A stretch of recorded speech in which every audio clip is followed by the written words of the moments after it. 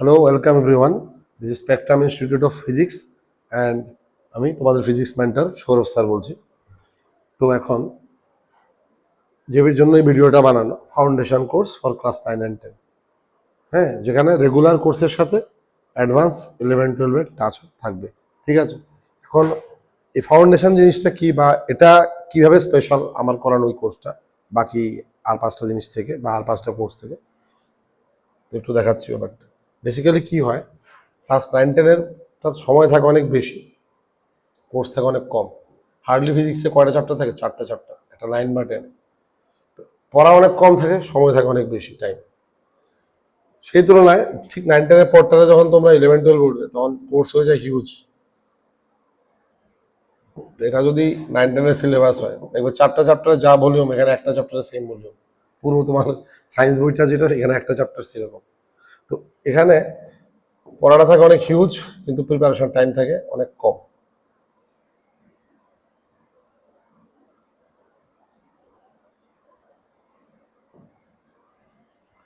এই জন্য এখান থেকে যদি আমি প্রিপারেশন স্টার্ট করি, খুব ভালো রেজাল্ট বা এরকম অল ইন্ডিয়া লেভেলে কম্পিট করার অনেক প্রবলেম হয়ে যাবে, তাই না? এই জন্য আমাদের প্রিপারেশনটা কিন্তু 8-এর পর থেকেই স্টার্ট করতে হবে। 8 থেকে করতে পারলে তো খুবই ভালো, 9-10 থেকে স্টার্ট করতে হবে। যে এখান থেকে আমি দৌড় দিতে হবে যাতে আমি এটার পরে ওটা জাম দিতে পারি খুব সাকসেসফুলি। ঠিক আছে, তো 9-10-এর প্রত্যেকটা চ্যাপ্টারের সাথে সাথে এখানে তাই 11-এর কনসেপ্টটা একটু একটু ক্লিয়ার করে রাখতে হবে। এটার নামই ফাউন্ডেশন। কারণ দেখো 9-এর চ্যাপ্টারগুলি তোমার ক্লাস 11-এ আছে, আর 10-এর চ্যাপ্টারগুলো ক্লাস 12-এ আছে। আরও ডিটেলসের সাথে আরও এক্সট্রা অনেক চ্যাপ্টার আছে।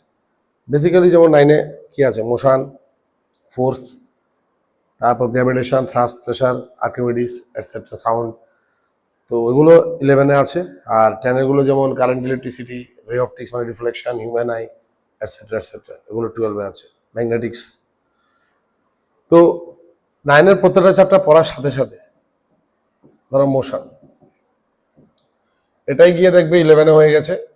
Motion in straight line, motion in plane,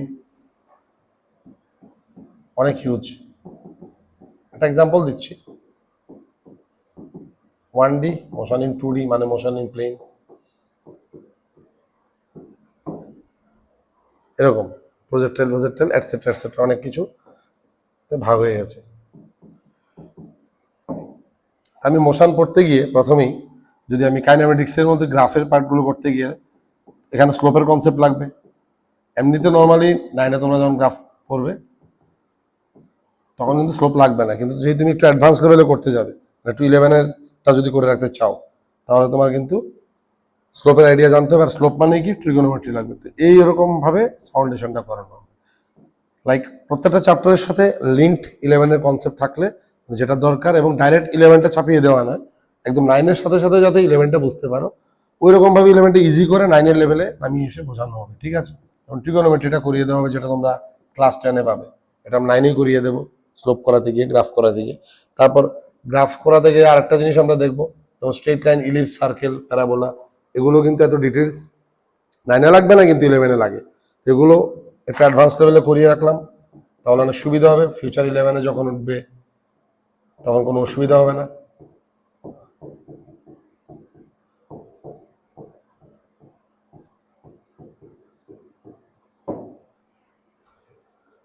তো এইভাবে তারপর তোমার যেমন ইনস্ট্যান্টের ভেলোসিটি, ইনস্ট্যান্ট এক্সিলারেশন, এই ব্যাপারগুলো যখন আমরা পড়বো, যেমন অ্যাভারেজ ভেলোসিটি, অ্যাভারেজ এক্সিলারেশন,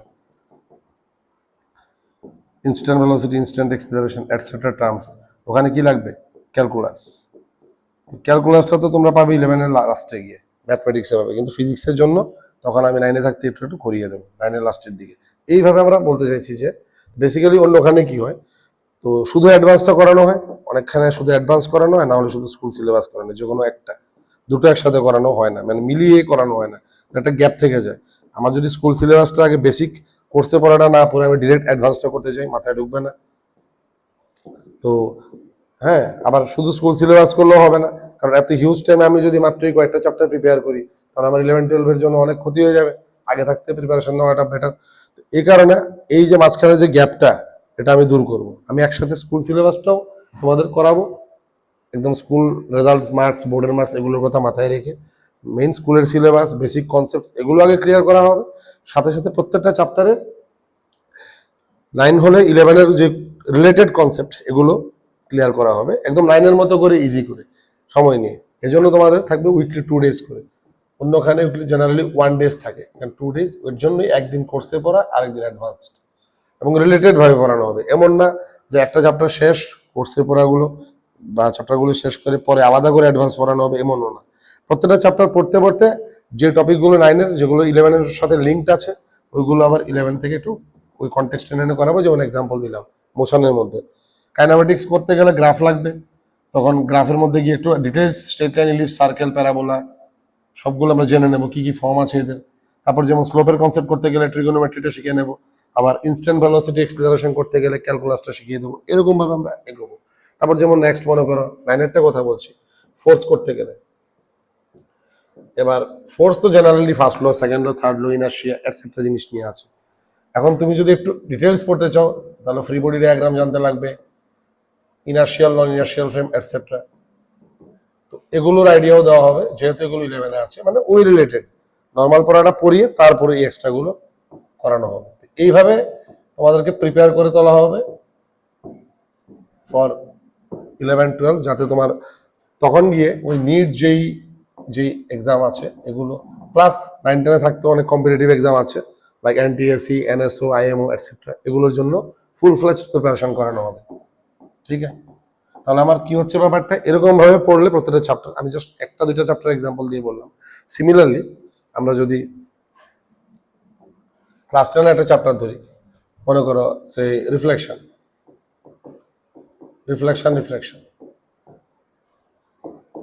এই চ্যাপ্টারটা কোথায় আছে?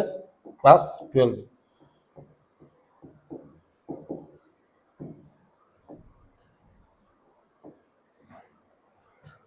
তো 10-এ তো জাস্ট কি আছে, রিফ্লেকশনের law, just curve surface, mirror, spherical mirror etcetera, concave, convex, কোথায় অবজেক্ট রাখলে কোথায় ইমেজ হয়, mirror equation etcetera etcetera, use রিফ্লেকশনও সেম, স্নেলস ল এগুলো আছে।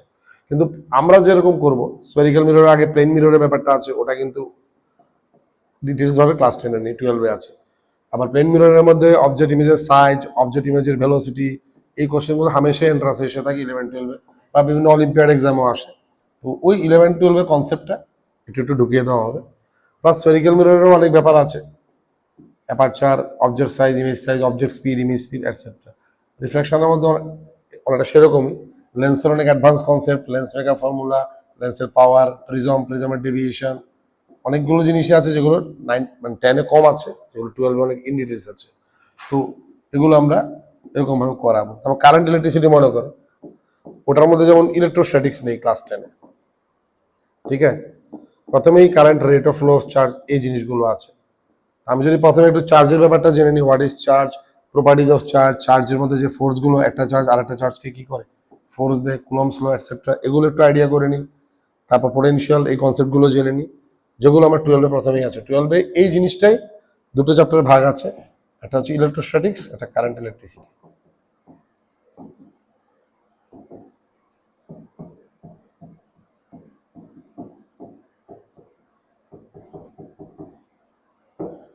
তো ওই দুটোই শর্টে করানো হবে। তার মানে আমি 10-এরটা করানোর আগে হালকা ইলেকট্রোস্ট্যাটিক্স এর কনসেপ্ট দিয়ে দেবো, তারপর আমরা কারেন্ট ইলেকট্রিসিটি ধরবো। এখানে অনেক এক্সট্রা কনসেপ্ট আছে, যেমন ক্লাস 10-এ আছে শুধু কি রেজিস্ট্যান্সের সিরিজ প্যারালাল কম্বিনেশন, কিন্তু সেলের সিরিজ প্যারালাল নেই, যেটা 12-এ আছে, ওটার একটা আইডিয়া দেবো। তারপর এখানে কেসিএল কেভিএল নেই, কিরচফস কারেন্ট ল, কিরচফস ভোল্টেজ ল, এগুলোর আইডিয়া নেই। Complex circuit analysis, symmetry method, এইসবগুলো নেই।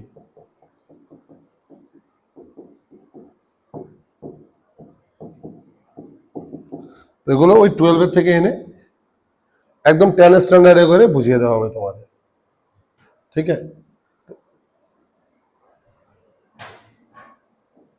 তো এরকম ভাবে আমরা দেখছি কি, যে 9-এর সাথে সাথে যদি আমি একটু 11টা